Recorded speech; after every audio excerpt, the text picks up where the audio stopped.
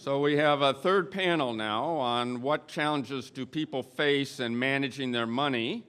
And again, we have 3 talks, 15 minutes each, and 3 discussants.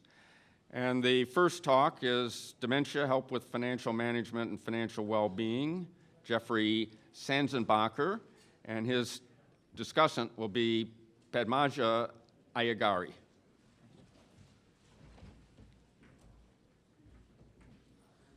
So first of all, I want to thank Social Security for funding this work.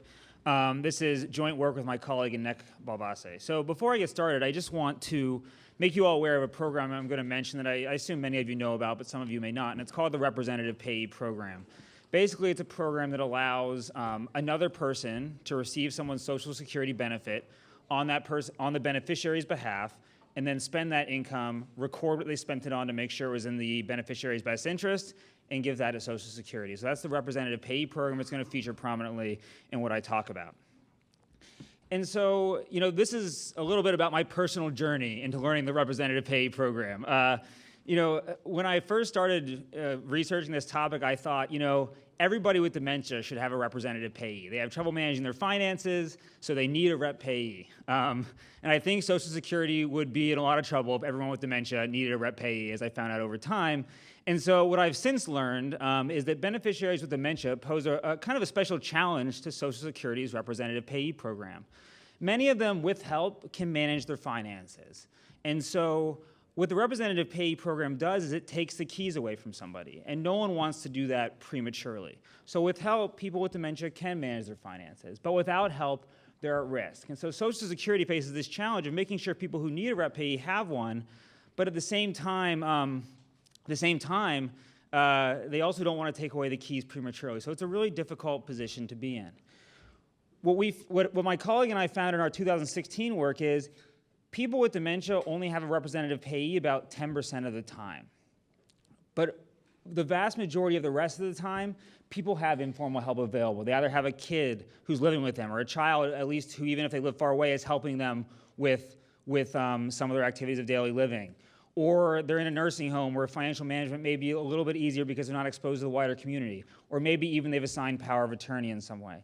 So even though most people with dementia don't have a payee, what we found is that at least the vast majority of them, over 90%, had some help around them that may have been helping with their finances. What we wanted to do in this project is really look deeper into that and see what kind of help are they getting with their finances, and really importantly, how well is that help actually working? And to do that, we use a fairly new data set called the National Health and Aging Trends Study, or NHATS. It's a representative longitudinal sample of Medicare beneficiaries that started in 2011 and has followed those folks for the last 5 years now. It collects data on demographics, economic characteristics, and really importantly, on people's health and functioning and on their caregivers. The sample used in this analysis includes 7,363 respondents, and the NHATS surveys people who are living in the community at the beginning of their time in the sample period, and so that means we're not looking at people who are residing in institution. The analysis here proceeds in 3 steps. The first step is to just identify people with cognitive impairment or with dementia. And like most national data sets that are publicly available, or all of them, this data set isn't linked, at least without kind of a lot of time lag, to Medicare claims data. So we're going to have to figure out who has dementia or cognitive decline without a medical diagnosis. Then we're going to determine whether individuals with dementia have help with their finances. Our earlier research suggested they probably do, but this data set kind of offers a little bit better way to look into that, so we're going to check on that. And then we're going to try to evaluate their financial well-being by looking at measures of financial hardship. Step 1. So to identify people with dementia, we're going to rely on an algorithm built by Casper et al. Just a year ago. And it labels respondents in each wave of the NHATS as having impairment, possible dementia, or probable dementia. Their algorithm uses self-reported dementia diagnosis within the NHATS, dementia screening interview conducted as part of the NHATS, and on cognitive tests conducted as part of the NHATS. So it uses a wide array of information to assign someone to one of these 3 categories. We then go an extra step and look at how frequently people are classified as in these categories during their time in this survey. So for example, if someone is labeled as having no impairment most of their time, possible dementia just once, we might say they have possible dementia or maybe even just impairment. If they have probable dementia every single wave in that NHAS survey, we'll label them as having established dementia. So kind of going from least severe to severe, trying to use the longitudinal nature of the data set. The NHAS has really great data on respondents' care network.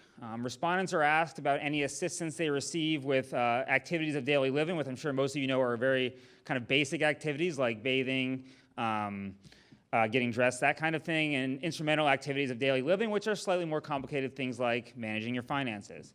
If respondents say they needed assistance with those things, then ask whether they get it and the nature of the relationship to the person that gave it to them.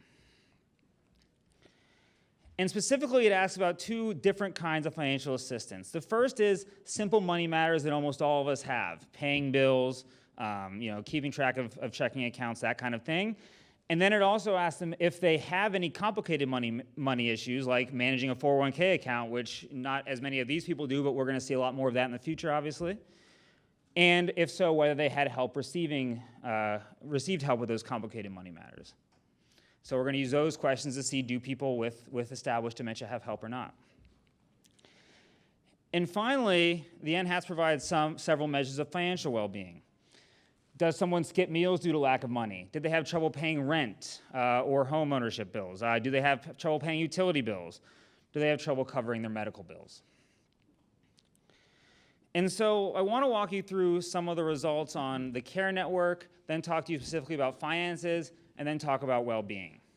So the first thing in this data is that people's care network grows as they move from no impairment to established dementia. So on the far left-hand side here, we have people with no impairment. They have a little over one person in their informal care network, and then increasing to 2.3 by the time people have established dementia. So that care network grows as people move from no impairment to established dementia. And that's consistent with what we saw in our earlier work, which was most people with dementia had some people around them who presumably could help with their finances.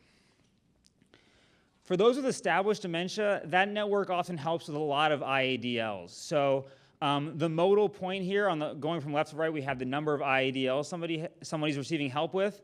The modal point is 4. So 38% of people with established dementia are receiving help with 4 different IADLs. So people's care network is there, and it's doing a lot. And that assistance often includes help managing finances. So these two pie charts, the left one shows people whether they're receiving help with simple money matters. That's 1,700 observations because most people have those. We see that 83% of people with established dementia are frequently receiving help with those simple money matters. Another 4% are infrequently receiving help. 13% don't have any help. There is some evidence from 2009 from a paper by Marson and co-authors that about 20% of people with dementia are actually still capable of managing their finances, and so this number, at least lines up with that to some degree. And then on the right-hand pie chart there, we have people who have complicated banking matters. This is a smaller sample because not everyone has those complicated money matters, 345 observations, but again, we see 85% of those people have help. So it seems like if you need help with complicated money matters, you're receiving that help as well. The other thing we did is looked at who actually is providing this financial help. We know from the literature that daughters frequently provide other kinds of help. We wanted to look and see if that was also true of financial help. Going from left to right, again, we have moving from no impairment to established dementia. And we can see that as we go there, the red bar at the bottom, that is a non-impaired spouse who's actually the helper. So with no impairment, that's 87% of people. So in general, if someone needs help managing their finances, it's the other spouse that's doing it. That red bar gets a lot smaller as we move towards established dementia, obviously, because that non-impaired spouse isn't there, they've passed away, or they've become impaired themselves.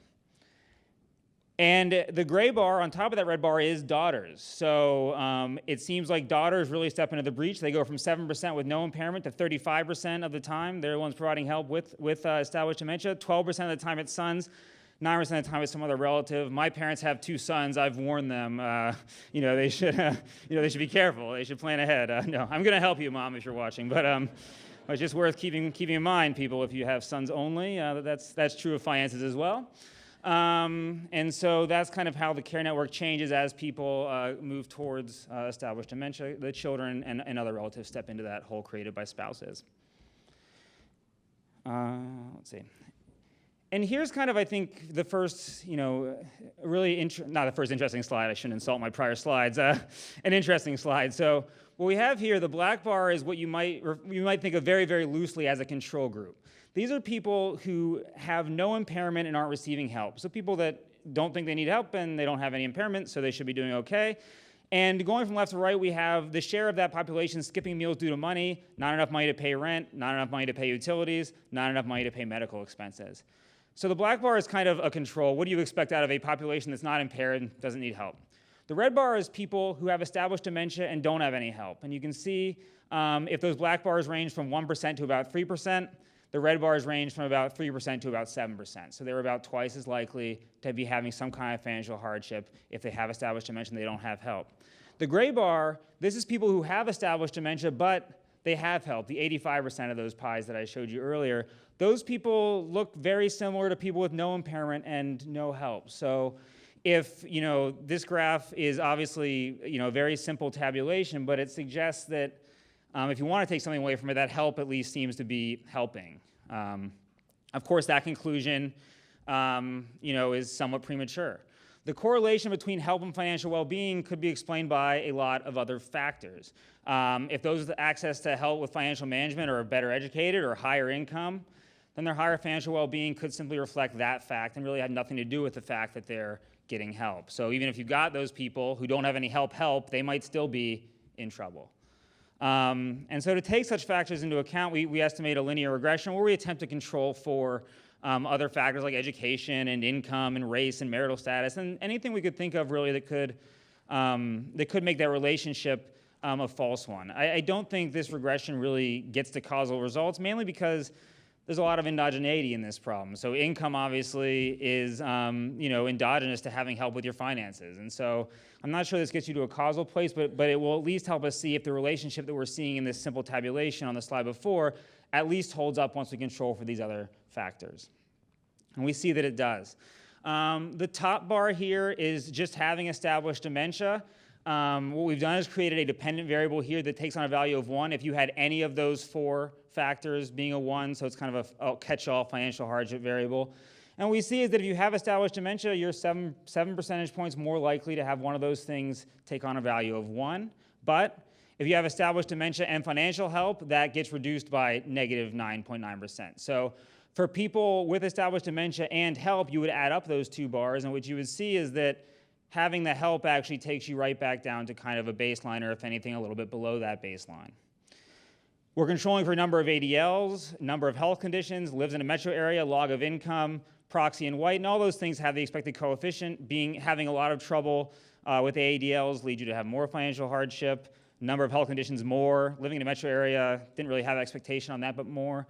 Having more income, less. Having a proxy respondent, less. Being white, less.